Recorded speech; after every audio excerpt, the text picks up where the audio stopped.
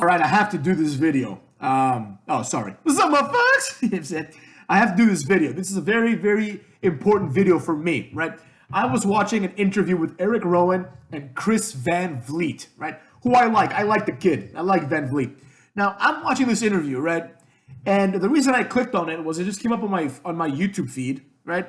And it was like Erick Rowan reveals what was supposed to be in the cage. Remember the cage Erick Rowan had, where the spider was there and Drew McIntyre performed animal cruelty on it, which was screwed up, and you got a pop. Nonetheless, right?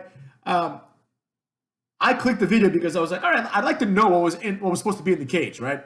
Only because I thought there was only two options of what could be in the cage. Either the original plan was there is something in the cage, or there is nothing in the cage. I'll explain what I mean, right?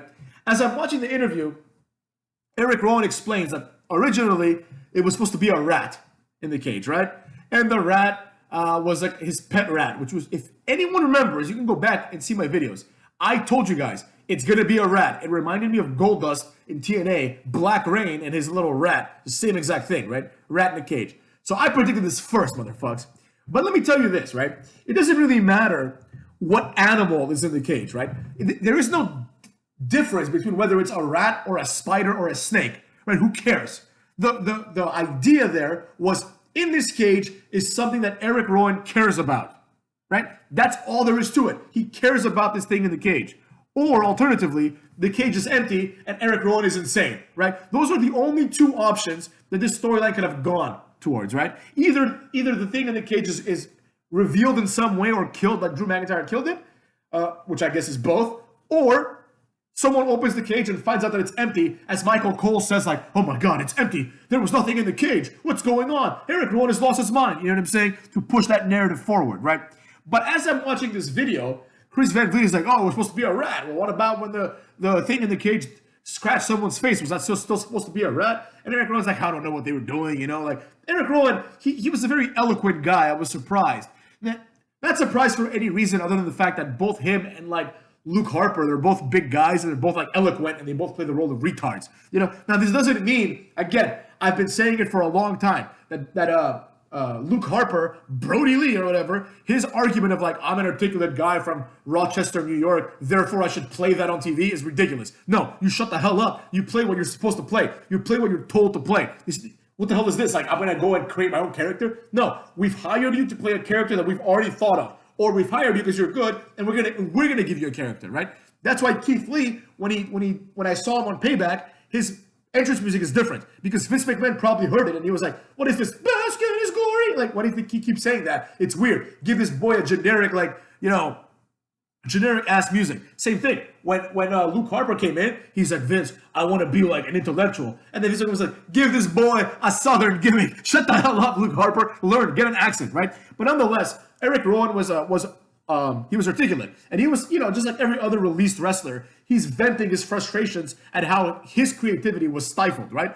But he was more humble about it, right? Him and Eric Young were very humble about it. They were like, yo, it's not my company. Do what you want. I'm going to do what you tell me to do. That's my job, right? No hard feelings, man. But Erick Rowan, a lot of the comments on this Van Vliet video were like, wow, Erick Rowan, what a creative genius, right? And I'm like, what the hell? Like, I was reading the comments while I was watching the video. I'm like, what do you mean creative genius? And then we get to the point of the video, right? We get to the point of the video where Erick Rowan, for all of you that don't know, Erick Rowan apparently, according to this interview, he pitched the idea to the writers, right? That the cage was a bit bigger, and instead of an animal, they put that Indian actress. If anyone's watched American Horror Story, Freak Show, the Freak Show season, right? There's this woman, she's this Indian woman, she's an actress apparently as well, but she's like the smallest woman in the world. She's a tiny, tiny person. She's like 1.5 feet, you know? So Erick Rowan's idea was, let's put this woman in this cage, right? And then, like, the implications being that Erick Rowan and she are in a romantic relationship, right? And that Erick Rowan keeps her in the cage, according to Erick Rowan himself, right? In order to protect her from the evils of the outside, right? So let's pause it there for a second, motherfuckers, before we get on to the rest of the ridiculousness that Erick Rowan was saying. So first of all, that's retarded, right? Because as I just said a minute ago, it doesn't matter whether it's a snake or a rat or even a woman, right? It doesn't matter. The idea is the same. It's something in the cage that Erick Rowan loves and Erick Rowan wants to protect. Whether he's fucking it or not is not important to the story, motherfucks. You understand what I'm saying? It doesn't matter whether it's a woman, right? The only thing that is added by it being a woman is problems, right? Because people are going to see that, they're going to be like, what the hell? Why do they put an Indian midget in a cage and this Erick Rowan guy is carrying her around like she's an animal, right? By the time that Erick Rowan explains that he loves her and it's part of like their love for each other, people are going to be like, what the hell is this weird shit? Why is there a human in a cage? People don't respond well to humans in cages, right? That's retarded. So him being this like genius, like creative writer makes absolutely no sense to your boy. Let me tell you that. It makes absolutely no sense, you know? So there was that right there. That right there I think is enough reason for them to tell him no. Like, no, it's not a good idea. And all the fans are like, what a great idea this is. It's complete morons, complete sheep, right? Another thing is this. The end game of this was that she gets killed somehow, and this makes Erick Rowan go crazy. Why? Why would we want to see this, number one, right? Erick Rowan going crazy. Erick Rowan, all he does is go crazy. You know, you give him a Festus gimmick, and there you go, problem solved. You don't need to kill off a person. Which brings me to problem two, killing off a person. You know, Erick Rowan thinks that it's a good idea to have a human in a cage and then pretend this human gets killed just so his character can have rage. Do you understand the ethical implications of that? You can't kill someone off on TV. That's very, very rare. You know what I'm saying? On a show like WWE, especially on essentially a children's show. What the hell is gained from that? First of all, it makes no sense. Second of all, it seems like the payoff is Erick Rowan going crazy, right? And it seems like a lot of money to pay this actress, to put her in a cage, to kill her off. So the payoff is Erick Rowan going crazy, right? If the payoff was some sort of like, or I don't know, Erick Rowan joins the circus, right? And Mike Knox comes back and they start the menagerie again, right? Who cares? But the point I'm trying to say is like if the payoff is just Erick Rowan gets angry, you can easily achieve this with a spider or a snake. You don't need a person. You don't need to make it weirder, right? If the end game is the same, right? The whole point of the cage was for people to wonder what's in the cage, right? That's all that it is. What is there to wonder, right? When the person is revealed to be in the cage. Why is the person in a cage now? Like, furthermore, just think about the logic behind that. You know, if you put a little person in a cage, right? Erick Rowan is protecting his midget lover or whatever, dwarf lover, whatever the fuck the word is, the appropriate one, right? His little person lover in the cage from the evils of outside. How does the cage protect from the evils of outside when Erick Rowan's quote unquote midget lover is 1 foot tall and any wrestler can just grab the cage and take her away? How does the cage protect anything? You know, the cage didn't protect his spider from Drew McIntyre squishing it, right? So how does the cage protect her? What is the logic behind this, man? Do these people even think these things through? Even Erick Rowan himself, does he think these things through? Or does he just sit down and think, how can I put myself over? Oh, I know. Let me associate myself with one of the most popular shows on TV, right? And a very popular actress from India. That'll get me over. That's probably what he thought. Because it's not good writing. It's not like, it would be good writing if it was part of American Horror Story, right? If there was an Erick Rowan character and then he's dating her in a cage and then, all right, he's crazy, so he keeps her in a cage and, you know, like people are scared of him, etc., etc. And then she dies and he goes crazy. Fine. That would be like on TV. Like he could go right on TV. That's not a horrible angle for a TV show of that caliber. But it's a horrible, horrible wrestling angle. And that's the problem here, right? Erick Rowan, once again, I hate to beat a dead horse, but it's true. Erick Rowan and all of these jabrones, they really think they're better than they are. Like, it's the craziest thing. You know, like, and it goes down to this, like Vince McMahon is out of touch. Yeah, you're right. Luke Harper, as a genius guy who collects things, that's really in touch, right? Erick Rowan, with a human being in a cage as his lover that then gets killed to justify him going crazy, that's really in touch. Yeah, the Good Brothers, that's really in touch. Whatever, the Boner Yard match, I didn't even watch it, right? Them talking about boners, that's really in touch. You know what I'm saying? Kenny Omega and the Young Bucks, that's really in touch. No, you're all wrong. How about that? What do you think of them apples? You know what I'm saying? Vince McMahon is the only one that sees something and thinks, wow, this sucks. I have to now improve it. Perfect example. I hate to say it. I'm not saying that Keith Lee's new music is great because I don't really like it, but it's better than Basket is Glory. Yeah, what the hell? That's so goofy. You know, like, that's cool if you're a neckbeard. But if you're someone that likes real things, like Vince McMahon, you're like, no. That's goofy. We're not doing that shit. You know what I'm saying? We're gonna give him a real song, right? And right now we're gonna put a placeholder song on him until he actually gets a personality, right? Because bask in my glory is not a personality. It's a stupid catchphrase that means nothing. You know what I'm saying? It's just another way of saying glorious. Just give him the Bobby Roode gimmick. Make him and Bobby Roode a tag team and just say glorious all the time.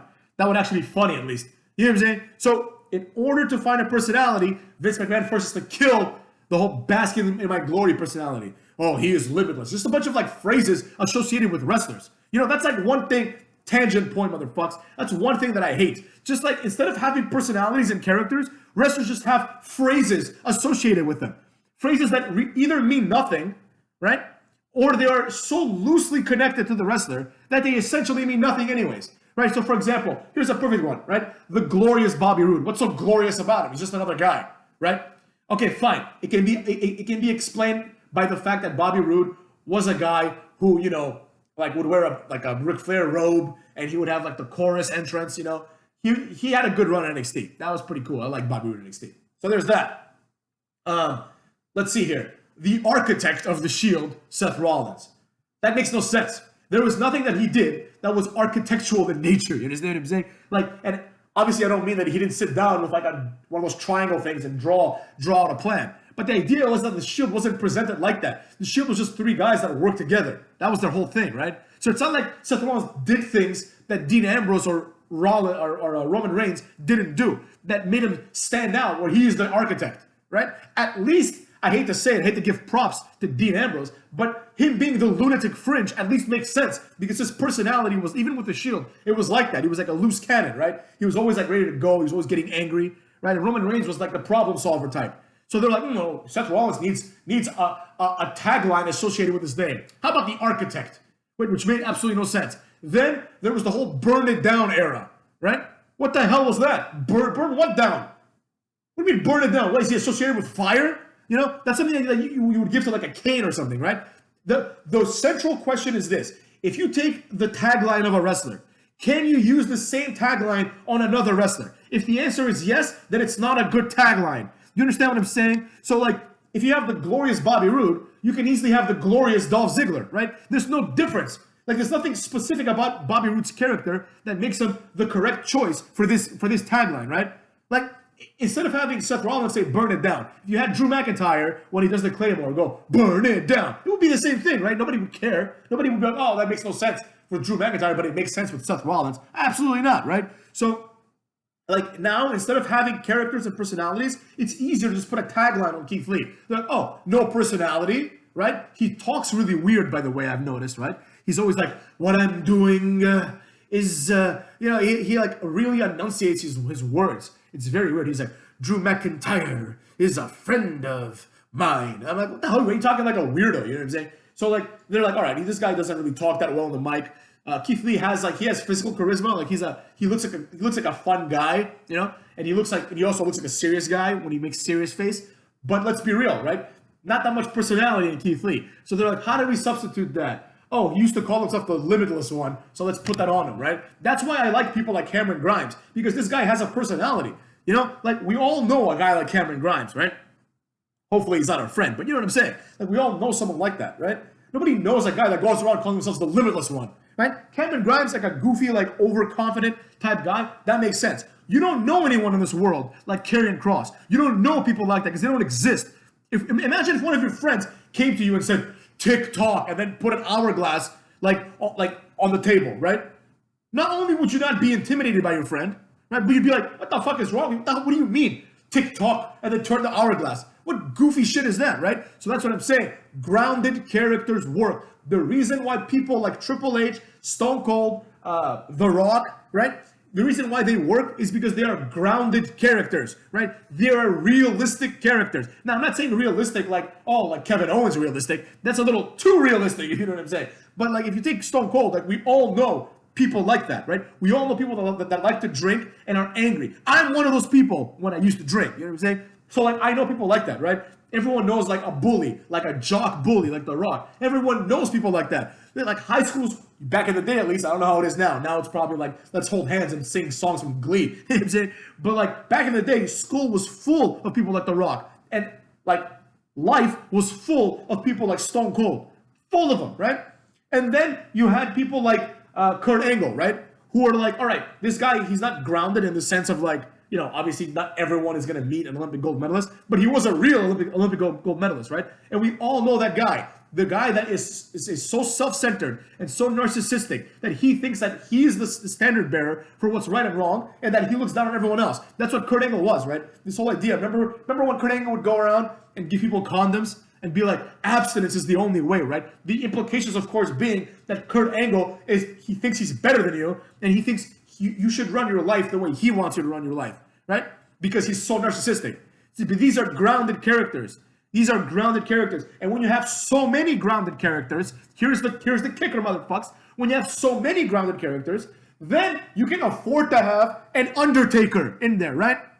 A Kane, or even a Jericho to some degree. You can afford to have these over-the-top characters, or over-the-top people like Val Venus, right? But grounded characters must be in the main event. Grounded characters. Not this weird shit like Braun Strowman and Bray Wyatt drag each other into swamps. That's not main event stuff. You understand me? That's why Roman Reigns had to come here and save him, right? Because he's grounded. He's like a real person, you know? So that's what I'm getting at, right? That's what I'm getting at. Number one, these people, their creativity of the wrestlers is at an all-time low. I haven't heard anything actually creative. You know, I saw an interview with John Cena. John Cena was like, yo, and even one with Braun Strowman, where he was like, he explained that the first time he was on TV he was a rosebud for Adam Rose, right? And he's like, I went out there, danced like an idiot, did what I had to do to get noticed, right? Now, it's easier to get noticed when you're like 6'8", but you understand what I'm saying, right? You have to go out and do what you're told to do. If you spend time, I'm going to be creative.